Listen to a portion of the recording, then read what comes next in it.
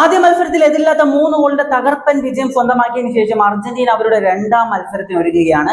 എതിരാളികൾ ഓസ്ട്രിയയാണ്. നാളെ രാത്രി 10:30ക്കാണ് മത്സരം നടക്കുന്നത്. അപ്പോൾ ആരാണ് ഓസ്ട്രിയ, എന്താണ് ഓസ്ട്രിയ, ഓസ്ട്രിയയുടെ താരങ്ങളെ കുറിച്ച്, അതുപോലെ തന്നെ അവരുടെ ഫോം, അവരുടെ കോച്ച്, ഇതിനെക്കുറിച്ചൊക്കെ നമ്മൾ നോക്കണം. പിന്നെ അർജന്റീനയും ഓസ്ട്രിയയും തമ്മിൽ ഇതിനു മുമ്പ് എത്ര തവണ മത്സരങ്ങൾ നടന്നിട്ടുണ്ട് എന്നതിനെ കുറിച്ച് നോക്കണം. പിന്നെ അർജന്റീനയുടെ 11-ൽ വരാൻ സാധ്യതയുള്ള ചില മാറ്റങ്ങളെ കുറിച്ചും നമുക്ക് സംസാരിച്ച് പോകേണ്ടതുണ്ട്. അപ്പോൾ വീഡിയോയിലേക്ക് പോകുന്നതിന് മുമ്പ് നിങ്ങളൊരു അർജന്റീന ഫാൻ ആണെങ്കിൽ ജസ്റ്റ് ചാനൽ സബ്സ്ക്രൈബ് ചെയ്യുക. നമ്മൾ സ്ഥിരമായിട്ട് വീഡിയോസ് ആയിട്ട് വരുന്നതായിരിക്കും. ഈ ഒരു മത്സരത്തിന് ശേഷം അർജന്റീനയുടെ ഒരു വീഡിയോ ആയിട്ട് വരുന്നതായിരിക്കും കേട്ടോ, ആ ഒരു മത്സരത്തിന്റെ കുറിച്ചുള്ള ഒരു വീഡിയോ ആയിട്ട്. അപ്പോൾ നമുക്ക് വീഡിയോയിലേക്ക് കിടക്കാം. അർജന്റീന, ഓസ്ട്രിയ ഈ രണ്ട് ടീമിനെ കുറിച്ച് പറയുകയാണെങ്കിൽ ഇവർ അവരുടെ ആദ്യ മത്സരങ്ങൾ ജയിച്ചിട്ടാണ് ഈ ഒരു മത്സരത്തിലേക്ക് വരുന്നത്. അർജന്റീന ഗ്രൂപ്പിൽ അവരുടെ ആദ്യത്തെ മത്സരത്തിൽ അൾജീരിയ എതിരില്ലാത്ത 3 ഗോളുകൾക്ക് പരാജയപ്പെടുത്തിയപ്പോൾ ഈ ഒരു ഓസ്ട്രിയ അവരുടെ ആദ്യ മത്സരത്തിൽ 1-നെതിരെ 3 ഗോളുകൾക്ക് ജോർദാനെ പരാജയപ്പെടുത്തി. നമ്മൾ അർജന്റീനയുടെ ഗ്രൂപ്പ് എടുത്ത് നോക്കുമ്പോൾ അതിൽ ഏറ്റവും ശക്തരായ ടീം അർജന്റീന തന്നെയാണ്. അത് കഴിഞ്ഞാൽ ശക്തരായ ടീമാണ് ഓസ്ട്രിയ. ഓസ്ട്രിയയുടെ ഫിഫ റാങ്കിങ് എന്ന് പറയുന്നത് 24ആണ്. അർജന്റീനയുടെ ഫിഫ റാങ്കിങ് 1-ാം സ്ഥാനത്താണ്. അപ്പോൾ ഓസ്ട്രിയ അർജന്റീന മത്സരങ്ങൾ ഇതിനു മുമ്പ് എപ്പോഴാണ് നടന്നിട്ടുള്ളതെന്ന് വെച്ച് കഴിഞ്ഞാൽ ആദ്യമായിട്ട് ഈ രണ്ട് ടീമും നേർക്കുനേർ വരുന്നത് മെയ് 21, 1980-ലാണ്. ആ മത്സരം ഒരു ഫ്രണ്ട്ലി മാച്ച് ആയിരുന്നു. 1-നെതിരെ 5 ഗോളുകൾക്ക് അർജന്റീന ജയിച്ചു. ഏറ്റവും എടുത്തു പറയേണ്ട കാര്യം ഡിയാഗോ മാറഡോണയുടെ 3 ഗോളുകൾ, ഹാട്രിക്ക് നമുക്ക് ആ ഒരു മത്സരത്തിൽ കാണാൻ പറ്റിയിട്ടുണ്ടായിരുന്നു എന്നതാണ്. അത് കഴിഞ്ഞ് അർജന്റീനയും ഈ ഒരു ഓസ്ട്രിയയും തമ്മിലുള്ള മത്സരം നടന്നിട്ടുള്ളത് 1990-കളിലാണ്. 1990-ൽ ഓസ്ട്രിയ അർജന്റീന മത്സരം നടന്നു മെയ് 3-ാം തീയതി. ആ ഒരു വേൾഡ് കപ്പിന് മുമ്പായിട്ട് നടന്നിട്ടുള്ള മത്സരങ്ങളിലായിരുന്നു ഈ ഒരു മത്സരം വന്നിട്ടുണ്ടായിരുന്നത്. 1-1 സമനിലയിലാണ് ഈ ഒരു മത്സരം അവസാനിച്ചത്. അർജന്റീന ആദ്യം ഒരു ഗോളിന് പുറകിൽ പോയി, അതായത് ഓസ്ട്രിയ ആദ്യം ഒരു ഗോൾ അടിച്ചു, അതിനുശേഷം അർജന്റീന തിരിച്ചടിച്ചു. ആ തിരിച്ചടിച്ച സമനില ഗോളിന് അസിസ്റ്റ് നൽകിയതും ഡിയാഗോ മറഡോണയായിരുന്നു. അപ്പോൾ ഇതാണ് അർജന്റീനയും ഓസ്ട്രിയയും തമ്മിലുള്ള ഹിസ്റ്ററി എന്ന് പറയുന്നത്. ഈ രണ്ട് ടീമുകളും 2 തവണ ഏറ്റുമുട്ടി. ഒരു തവണ അർജന്റീന ഒരു തകർപ്പൻ വിജയം സ്വന്തമാക്കിയപ്പോൾ ഒരു തവണ സമനിലയിലും മത്സരം അവസാനിച്ചിട്ടുണ്ടായിരുന്നു. അപ്പോൾ ഈ ഒരു ജോർദാൻ അതുപോലെ തന്നെ ഈ ഒരു ഓസ്ട്രിയ മത്സരം കണ്ടവർക്കറിയാം. ആ മത്സരം എത്ര പേര് കണ്ടിട്ടുണ്ടെന്ന് അറിഞ്ഞൂടാ. ആ മത്സരം ഞാൻ ഫുള്ളായിട്ടൊന്നും കണ്ടിട്ടില്ല കേട്ടോ, ഉള്ളത് പറയാമല്ലോ, ഫുള്ളായിട്ടൊന്നും കണ്ടിട്ടില്ല. ഇതുപോലെ ചില മത്സരങ്ങളൊന്നും എനിക്ക് ഫുള്ളായിട്ട് കാണാൻ പറ്റില്ല. പക്ഷെ ആ മത്സരത്തിന്റെ ഒരു സെക്കൻഡ് ഹാഫ് ഫുള്ളായിട്ട് ഞാൻ കണ്ടിട്ടുണ്ടായിരുന്നു. ജോർദാൻ എന്ന് പറയുന്ന ടീം വളരെ ദുർബലരായിട്ടുള്ള ഒരു ടീമായിട്ടാണ് എനിക്ക് ആ ഒരു മത്സരത്തിൽ തോന്നിയിട്ടുള്ളത്. അതുകൊണ്ട് തന്നെ നമുക്ക് ഒരിക്കലും ഈ ഒരു ഓസ്ട്രിയ ഒരു പൊങ്കർ ശക്തരായ ഒരു ടീമാണെന്നൊന്നും പറയാൻ പറ്റത്തില്ല. എന്നാൽ അൾജീരിയ ഈ അർജന്റീനയ്ക്കെതിരെ കളിച്ച സമയത്ത് അൾജീരിയയുടെ ഭാഗത്തു നിന്ന് ഒരു വലിയൊരു ഒരു ശക്തിപരമായിട്ടുള്ള ഒരു പ്രകടനം, ഒരു തകർപ്പൻ പ്രകടനമൊന്നും നമ്മൾ കണ്ടിട്ടില്ല. പക്ഷെ ഓസ്ട്രിയയുടെ ഭാഗത്തുനിന്ന് ഒരു നല്ലൊരു പെർഫോമൻസ് കാണാൻ പറ്റുമെന്നാണ് ഞാൻ പ്രതീക്ഷിക്കുന്നത്. അർജന്റീനയുടെ ഗ്രൂപ്പിലെ ഒരു ടഫ് മാച്ച് എന്ന് പറയുമ്പോൾ അത് ഇതായിരിക്കും എന്നാണ് ഞാൻ കരുതുന്നത്. അപ്പൊ നമുക്ക് ഈ ഒരു ഓസ്ട്രിയയെ കുറിച്ച് നോക്കുമ്പോൾ ഓസ്ട്രിയയുടെ കോച്ചിനെ കുറിച്ച് ആദ്യം പറഞ്ഞു തുടങ്ങണം. റാഫ് റാറ്റ്നിക്. ആരാണ് റാഫ് റാറ്റ്നിക് എന്ന് ഞാൻ പറഞ്ഞു തരേണ്ട ആവശ്യമില്ല. ഫുട്ബോൾ സ്ഥിരമായിട്ട് ഫോളോ ചെയ്യുന്നവരാണെങ്കിൽ അറിയാം. മാഞ്ചസ്റ്റർ യുണൈറ്റഡിന്റെ മുൻ പരിശീലകനാണ് ഈ ഒരു റാഫ് റാറ്റ്നിക്. ആളെ കുറിച്ച് പറയുകയാണെങ്കിൽ ഈ ഒരു ഓസ്ട്രിയൻ ടീമിലേക്ക് ആളെത്തിയതിനു ശേഷം 46 മത്സരങ്ങളാണ് റാഫ് റാറ്റ്നിക്കിന്റെ കീഴിൽ ഓസ്ട്രേലിയൻ ടീം കളിച്ചിട്ടുള്ളത്. അതിൽ 28 മത്സരങ്ങളും ജയിച്ചു. 8 മത്സരങ്ങൾ സമനിലയായപ്പോൾ 10 മത്സരങ്ങളിൽ ഓസ്ട്രിയ പരാജയപ്പെട്ടിട്ടുണ്ട് എന്നതാണ്. വളരെ മികച്ചൊരു സ്റ്റാറ്റ്സ് ആണല്ലേ. അത് മാത്രമല്ല അവസാനത്തെ 20 മത്സരങ്ങൾ എടുത്തു നോക്കുകയാണെങ്കിൽ 16 മത്സരവും ഓസ്ട്രിയ പരാജയപ്പെട്ടിട്ടില്ല. ആകെ പരാജയപ്പെട്ടത് 4 മത്സരങ്ങൾ.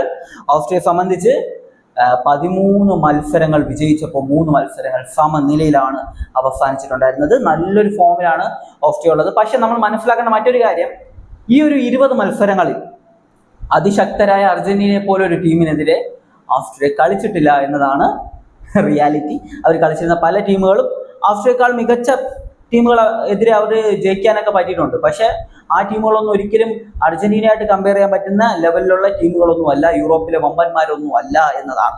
ഇനി നമ്മൾ അർജന്റീനയുടെ 11 കുറിച്ച് പറയാം. അർജന്റീനയുടെ 11-ൽ ചില മാറ്റങ്ങൾ വരാനുള്ള എല്ലാ സാധ്യതയും ഞാൻ കാണുന്നുണ്ട്. ഒന്നാമത്തത് ഗോൾ കീപ്പർ എന്തായാലും എമിലിയാനോ മാർട്ടിനസ് ആയിരിക്കും. അതിൽ മാറ്റമൊന്നും കാണുന്നില്ല. ഡിഫൻസിലും അതുപോലെ തന്നെ മാറ്റം വരാനുള്ള സാധ്യത ഞാൻ കാണുന്നില്ല. ക്രിസ്ത്യൻ റൊമേറോയും മാർട്ടിനസും തന്നെ ആയിരിക്കും അവിടെയും കളിക്കുക. വിങ് ബാക്ക് പൊസിഷനിൽ ഫെക്കുണ്ടോ മെദീന. ഞാൻ ഒരു വേൾഡ് കപ്പ് തുടങ്ങുന്നതിന് മുമ്പ് പറഞ്ഞിരുന്നു അർജന്റീനയ്ക്ക് ആ ഒരു വിങ് ബാക്ക് പൊസിഷനിലുള്ള ഫെക്കുണ്ടോ മെദീനയെ കുറിച്ച് ആളുടെ ഒരു പെർഫോമൻസ്, മെഡീരയുടെ ആ ഒരു പെർഫോമൻസ് ഉണ്ടല്ലോ, അത് സത്യം പറഞ്ഞു കഴിഞ്ഞാൽ ഞാൻ ഒട്ടും തൃപ്തനല്ല എന്ന് ഞാൻ പറഞ്ഞിട്ടുണ്ടായിരുന്നു. ആളിൽ നമുക്ക് അത്ര വിശ്വസിക്കാൻ പറ്റുമോ എന്നത് സംശയമാണെന്ന് ഞാൻ പറഞ്ഞിട്ടുണ്ടായിരുന്നു. പക്ഷേ കഴിഞ്ഞ മത്സരം കണ്ടപ്പോൾ ആ ഒരു പ്രശ്നമൊക്കെ മാറി. മെദീന കിടിലം പെർഫോമൻസ് ആയിരുന്നു കഴിഞ്ഞ മാച്ച് നടത്തിയിട്ടുണ്ടായിരുന്നത്. അറ്റാക്കിംഗ് ബേസ് ആയെങ്കിലും ഡിഫെൻസീവ് ആയിട്ടാണെങ്കിലും ആളുടെ ആ ഒരു റോള് ആൾ പെർഫെക്റ്റ് ആയിട്ട് ചെയ്തിട്ടുണ്ട് എന്നതാണ്. പൊസിഷൻ പെട്ടെന്ന് വിട്ടുകളയാതെ പ്രോപ്പറായിട്ട് മാർക്കൊക്കെ ചെയ്യുന്നത് നമുക്ക് കാണാൻ പറ്റുന്നുണ്ടായിരുന്നു. അപ്പോൾ ആളുടെ ആ ഒരു പെർഫോമൻസ് ഓക്കെയാണ്. അതുകൊണ്ട് തന്നെ ആളെ തന്നെ കളിപ്പിക്കാനുള്ള സാധ്യതയാണ് ഞാൻ കാണുന്നത്. മറു സൈഡിൽ ഗോൺസാലോ മോണ്ടിയലാണ് കളിച്ചിരുന്നത്, അതായത് റൈറ്റ് ബാക്ക് ആയിട്ട്. മോണ്ടിയലിന് ഒരു ഇഞ്ചുറി ഉണ്ടെന്നാണ് പറയപ്പെടുന്നു. അതുകൊണ്ട് തന്നെ ആ ഒരു പൊസിഷനിൽ നഹുൽ മൊളീന കളിക്കാനുള്ള എല്ലാ സാധ്യതയാണ് ഞാൻ കാണുന്നത്. നഹുൽ മൊളീന അത്ര മികച്ച ഫോമിൽ ഒന്നും അല്ല, സത്യം പറഞ്ഞു കഴിഞ്ഞാൽ അത്ലറ്റിക്കോ മാഡ്രിഡിൽ അത്ര മികച്ച ഫോമിലൊന്നും അല്ല ആൾ കളിക്കുന്നത്. പക്ഷേ അർജന്റീനയ്ക്ക് വേണ്ടി കളിക്കുമ്പോൾ ഈ ക്ലബിന്റെ ഫോമൊന്നും ഒരു സംഭവം അല്ല എന്നതാണ്.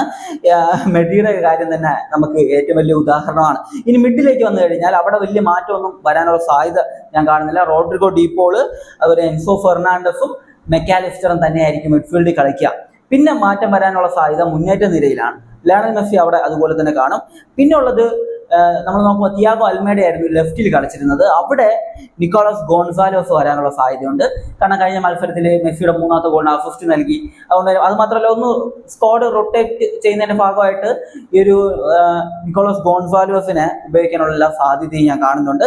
സെന്റർ ഫോർവേഡ് ആയിട്ട് കഴിഞ്ഞ മത്സരത്തിൽ കളിച്ചിരുന്നത് നമുക്ക് എല്ലാവർക്കും അറിയാം, ഈ ഒരു മാർട്ടിനസ് ആയിരുന്നു. അപ്പൊ ഈ ഒരു മത്സരത്തിലേക്ക് വരുമ്പോൾ ജൂലിയൻ ആൽവാരസിനെ കളിപ്പിക്കാനുള്ള എല്ലാ സാധ്യതയാണ് ഞാൻ കാണുന്നത്. ലൗറ്ററോ മാർട്ടിനസിനെ മാറ്റി ജൂലിയൻ ആൽവാരസ് വരാനുള്ള സാധ്യത ഞാൻ കാണുന്നു. അപ്പോൾ കഴിഞ്ഞ മത്സരം കഴിഞ്ഞ സമയത്ത് ഞാൻ ചെയ്ത വീഡിയോയിൽ ഞാൻ പറഞ്ഞിരുന്നു, എനിക്ക് തോന്നിയ രണ്ട് പ്രധാനമായിട്ടുള്ള ഒരു ഫോമിന്റെ പ്രശ്നം എന്ന് പറയുന്നത്, ഒന്ന് ഈ രണ്ട് സെന്റർ ഫോർവേഡ്സും, അതായത് ലൗറ്ററോ മാർട്ടിനസും ജൂലിയൻ ആൽവാരസും രണ്ടുപേരും കഴിഞ്ഞ മത്സരം അത്ര മികച്ച രീതിയിലല്ല കളിച്ചിരുന്നത്. Especially Lautaro Martinez. Julian Alvares second ഹാഫിൽ വന്ന് കുറച്ചുകൂടി നന്നായിട്ട് ഇറങ്ങി കയറിയ കളിക്കുന്ന കണ്ടിരുന്നു. പക്ഷെ ലൗറ്ററോയുടെ പെർഫോമൻസിൽ വളരെ ഡിസപ്പോയിന്റഡ് ആയിട്ടുള്ള ഒരു പെർഫോമൻസ് ആയിരുന്നു ലൗറ്ററോ നടത്തിയിട്ടുണ്ടായിരുന്നത്. അപ്പൊ ഈ രണ്ട് പ്ലേയേഴ്സിലാണ് ഞാൻ നോക്കുന്നത്. എന്തായാലും സബായിട്ടും രണ്ടുപേരും എന്തായാലും നാളെ കളിക്കും. അപ്പോൾ ആ ഒരു രണ്ടുപേരുടെയും പെർഫോമൻസ് അത് വളരെ ഇമ്പോർട്ടൻ്റ് ആണ്. കാരണം കഴിഞ്ഞ കോപ്പയിൽ വളരെ മികച്ച പെർഫോമൻസ് നടത്തി ഗോൾഡൻ ബൂട്ട് സ്വന്തമാക്കി ഫൈനലിലടക്കം ഗോൾ നേടിക്കൊണ്ടായിരുന്നു ലൗറ്ററോ മാർട്ടിനസ് താൻ ആരാണെന്ന് കാണിച്ചത്. കഴിഞ്ഞ വേൾഡ് കപ്പിൽ അതുപോലെ തന്നെ 4 ഗോളുകളുമായിട്ട് ജൂലിയൻ ആൽവാരസ് ആവശ്യം ഉള്ള സമയത്തൊക്കെ മെസ്സിയുമായിട്ട് നല്ലൊരു ഗെയിം കളിക്കുകയും ചെയ്തിട്ടുണ്ടായിരുന്നു, ഗോളും നേടി. അപ്പോൾ അങ്ങനെ വരുമ്പോൾ ഈ രണ്ട് പ്ലേയേഴ്സിൽ മിനിമം ഒരാളെങ്കിലും നന്നായിട്ട് കളിക്കുക എന്നതാണ് ഏറ്റവും എടുത്ത് പറയേണ്ട ഒരു കാര്യം. കഴിഞ്ഞ വേൾഡ് കപ്പിലെ ഫസ്റ്റ് മത്സരം കഴിയുമ്പോൾ സെയിം സിറ്റുവേഷൻ ആയിരുന്നു. അന്ന് നമുക്കറിയാം ലൗറ്ററോ മാർട്ടിനസ് ഓഫ് സൈഡ് ഗോളൊക്കെ നേടിയിട്ടുണ്ടായിരുന്നു. അതിനുശേഷം മാർട്ടിനസിന്റെ ആ ഒരു ഫസ്റ്റ് 11 സ്ഥാനം പോയി ജൂലിയൻ ആൽവാരസ് കയറി. ആൽവാരസ് നന്നായിട്ട് കളിക്കുന്നതാണ് വേൾഡ് കപ്പിന്റെ ഫൈനൽ വരെ നമ്മൾ കണ്ടിട്ടുണ്ടായിരുന്നു. അപ്പൊ ഈ ഒരു മാച്ചിലും സെയിം സിറ്റുവേഷൻ ആയിരിക്കും. ഒരു ജൂലിയൻ ആൽവാരസ് വരാനുള്ള സാധ്യത ഞാൻ കാണുന്നു. ആളൊരു മികച്ച പെർഫോമൻസ് നടത്തുമെന്ന് ഞാൻ പ്രതീക്ഷിക്കുകയാണ്. മെസ്സിയും ജൂലിയൻ ആൽവാരസും തമ്മിലുള്ള ഒരു കോമ്പിനേഷനാണ് കുറച്ചുകൂടി ഈ ഒരു നല്ല കോമ്പിനേഷൻ എനിക്ക് തോന്നിയിട്ടുള്ളത് കേട്ടോ. അപ്പോൾ ഇനി പിന്നെ ഉള്ളതെന്ന് പറഞ്ഞു കഴിഞ്ഞാൽ ഡിഫൻസിലെ ഏക കൺസേൺ ആയിട്ടുള്ള ആ ഒരു റൈറ്റ് ബാക്ക് പൊസിഷനാണ്. അവിടെ നഹുൽ മൊളീന എത്രത്തോളം ആ ഒരു പൊസിഷൻ നന്നായിട്ട് കൈകാര്യം ചെയ്യുമെന്ന് കണ്ടറിയണം. ഗോൺസാലോ മോണ്ടിയൽ കഴിഞ്ഞ മത്സരത്തിൽ അതും അത്ര, ഈ രണ്ടുപേരും മാറി മാറി കളിച്ചിരുന്നു. കഴിഞ്ഞ മത്സരത്തിൽ സബ്ബായിട്ട് വന്ന് കളിച്ചിട്ടുണ്ടായിരുന്നു. പക്ഷെ രണ്ടുപേരുടെ പെർഫോമൻസിലും അത്ര ഒരു തൃപ്തത തോന്നിയിട്ടില്ലായിരുന്നു. അത് ഈ ഒരു രണ്ട് പ്രശ്നങ്ങൾ ഈ ഒരു മത്സരത്തോടു കൂടി മാറിക്കിട്ടും എന്ന് തന്നെയാണ് ഞാൻ പ്രതീക്ഷിക്കുന്നത്. അർജന്റീന തകർപ്പൻ ഒരു വിജയം, കുറഞ്ഞതൊരു 2 ഗോളിന്റെ എങ്കിലും ഒരു വിജയം അർജന്റീന സ്വന്തമാക്കുമെന്നാണ് ഞാൻ പ്രതീക്ഷിക്കുന്നത്. മെസ്സിയുടെ ഒരു ഗെയിം, അതായത് മെസ്സിയുടെ ഗോളൊക്കെ നമ്മൾ കണ്ടു. മെസ്സിയുടെ ഒരു പ്ലേ മേക്കിംഗ് പരിപാടി ആയിരിക്കും ചിലപ്പോൾ ഈ മത്സരത്തിൽ കാണാൻ കഴിയുക. ഗോൾ അടിച്ചാൽ അത്ഭുതപ്പെടാനൊന്നുമില്ല. മെസ്സി രണ്ടും കൽപ്പിച്ച് ആ ഗോൾഡൻ ബൂട്ട് അടിക്കാനുള്ള പുറപ്പാടിലാണെന്നാണ് എനിക്ക് കഴിഞ്ഞ മത്സരം കണ്ടപ്പോൾ തോന്നിയത്. സാധാരണ ഫ്രീ കിക്കുകളെല്ലാം ലോങ് ഫ്രീ കിക്കുകളൊക്കെ വന്നു കഴിഞ്ഞാൽ മെസ്സി ഹെഡറിന് കണക്കായിട്ട് വെച്ച് കൊടുക്കാറാണ് പതിവ്. പക്ഷെ കഴിഞ്ഞ കളിയിൽ ഒരു ഫസ്റ്റ് ഹാഫിൽ കിട്ടിയ ഒരു ലോങ് ഫ്രീ കിക്ക് ഡയറക്റ്റ് പോസ്റ്റിലേക്ക് അടിക്കുന്ന നമ്മൾ കണ്ടു. ഗോൾ അടിക്കാൻ വേണ്ടി ഉറച്ചു വരുന്ന മെസ്സിനെയാണ് എന്നതാണ് എനിക്ക് തോന്നിയിട്ടുള്ള ഒരു കാര്യം. അപ്പോൾ നമ്മൾ ഈ ഒരു ഓസ്ട്രിയൻ ടീമിന്റെ മെയിൻ താരങ്ങളെ കുറിച്ച് നോക്കുമ്പോൾ കഴിഞ്ഞ മത്സരത്തിലേക്ക് വരികയാണെങ്കിൽ അൽജീരിയയിൽ അങ്ങനെ മെയിൻ താരങ്ങളെ കുറിച്ചൊക്കെ പറയാനായിട്ട് ആരുമില്ലായിരുന്നു. പക്ഷെ ഇവിടെ അങ്ങനെയല്ല, ഓസ്ട്രിയയിൽ നല്ല മെയിൻ താരങ്ങളുണ്ട് എന്നതാണ്. ആദ്യമേ ഡേവിഡ് അലാബ, കഴിഞ്ഞ സീസൺ വരെ റയൽ മാഡ്രിഡിന് വേണ്ടി കളിച്ചിരുന്ന അലാബ ഈ സീസണിൽ റയൽ വിട്ടു പോവുകയാണ്.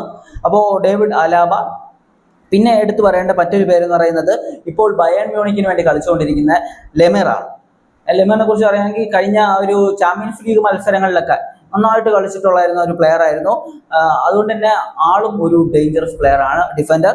പിന്നെ നമ്മൾ മിഡ്ഫീൽഡ് പ്ലേയേഴ്സിലേക്ക് വരുമ്പോൾ സബിത് ഫെയർ എന്ന് പറഞ്ഞൊരു പ്ലെയർ ഉണ്ട്. ആളെ കുറിച്ച് പറയുകയാണെങ്കിൽ ബയണിന് വേണ്ടിയും മാഞ്ചസ്റ്റർ യുണൈറ്റഡിന് വേണ്ടിയും ഇപ്പോൾ ബൊറൂസിയ ഡോർട്ട്മുണ്ടിലാണ് ആൾ കളിച്ചുകൊണ്ടിരിക്കുന്നത്. അപ്പോൾ വളരെ മികച്ച ക്വാളിറ്റി ഉള്ള ഒരു പ്ലെയർ ആണ് ഈ ഒരു പ്ലെയർ. മിഡ്ഫീൽഡിൽ കളിക്കുന്ന പ്ലെയർ ആണ്. അറ്റാക്കിംഗ് മിഡ്, സെന്റർ മിഡ് ഒക്കെ പൊസിഷനിലൊക്കെ ആൾ കളിക്കും. പിന്നെ ഉള്ളത് അറ്റാക്കർ ആയിട്ടുള്ള മാർക്കോ അർണോഡോവിക് ആണ്. ആളെ കുറിച്ച് പറയുകയാണെങ്കിൽ ആള് കുറെ മികച്ച ടീമുകൾ കളിച്ചിട്ടുണ്ട്. ഇന്റർ മിലാനിലൊക്കെ കളിച്ചിട്ടുണ്ടായിരുന്നു ഒരു സമയത്ത്. അപ്പോൾ ഇങ്ങനെ കുറച്ച് മെയിൻ താരങ്ങൾ ഈ ഒരു ആസ്ട്രിയൻ ടീമിലുണ്ട്. അർജന്റീനയ്ക്ക് ഒരു വലിയ വെല്ലുവിളിയൊന്നും ആകത്തില്ല. എന്നാലും കഴിഞ്ഞ മത്സരത്തെക്കാൾ കുറച്ചും കൂടി ഒരു വെല്ലുവിളി നിറഞ്ഞൊരു മത്സരമാണ് ഈ ഒരു മത്സരം എന്ന് തന്നെയാണ് ഞാൻ കരുതുന്നത്. പിന്നെ കുറെ ആളുകൾ പറയുന്നുണ്ടായിരുന്നു അർജന്റീനയുടെ ഗ്രൂപ്പ് ചെറുതാണ്, വലിയ ടീമുകൾക്കെതിരെ ഒന്നും അർജന്റീന കളിച്ചിട്ടില്ല, അവസാനമായിട്ട് വലിയൊരു ടീമിനെതിരെ അർജന്റീന കളിച്ചത് ആ ഒരു കോപ്പ അമേരിക്കയിലാണ്. അങ്ങനെ ഇങ്ങനെയൊക്കെ കുറെ കാര്യങ്ങൾ ഇവർ പറയുന്നുണ്ട്. കഴിഞ്ഞ വേൾഡ് കപ്പിൽ ഇതൊക്കെയല്ലേ ആയിരുന്നു അവസ്ഥ. അർജന്റീന കഴിഞ്ഞ വേൾഡ് കപ്പിൽ ആ ഒരു വേൾഡ് കപ്പിന്റെ ക്വാർട്ടർ ഫൈനലിലായിരുന്നു കുറച്ച് ശക്തരായിട്ടുള്ള ഒരു ടീമിനെതിരെ അർജന്റീന കളിച്ചിട്ടുണ്ടായിരുന്നു, നെതർലാൻഡിനെതിരെ. അത് കഴിഞ്ഞ് സെമി ഫൈനലിൽ ക്രൊയേഷ്യക്കെതിരെ കളിച്ചു. പിന്നെ ഫൈനലിൽ ഫ്രാൻസിനെതിരെ കളിച്ചു. കപ്പും കൊണ്ടുപോയില്ലേ. അപ്പൊ അതുകൊണ്ട് തന്നെ ലയണൽ സ്കലോണിയുടെ ടാറ്റിക്സിലാണ് എല്ലാവരുടെയും വിശ്വാസം, എന്റെയും വിശ്വാസം അതിൽ തന്നെയാണ്. അപ്പൊ അർജന്റീന ഒരു കിടിലം വിജയം സ്വന്തമാക്കുമെന്ന് തന്നെയാണ് ഞാൻ പ്രതീക്ഷിക്കുന്നത്. ഒരു എതിരില്ലാത്ത 2 ഗോളിന്റെ വിജയം, അതാണ്, ഇല്ലെങ്കിൽ ഒരു 2 ഗോൾ മാർജിന്റെ ഒരു വിജയം. അപ്പൊ അതാണ് എൻ്റെ ഒരു എക്സ്പെക്ടേഷൻ. നിങ്ങളുടെ എക്സ്പെക്ടേഷൻ എന്താണെന്ന് വെച്ച് കഴിഞ്ഞാൽ അത് കമന്റിൽ പറയുക. മറ്റൊരു വീഡിയോ ആയിട്ട് കാണുന്നതായിരിക്കും. ബൈ ബൈ വിത്ത് ഫുട്ടെയിൽ.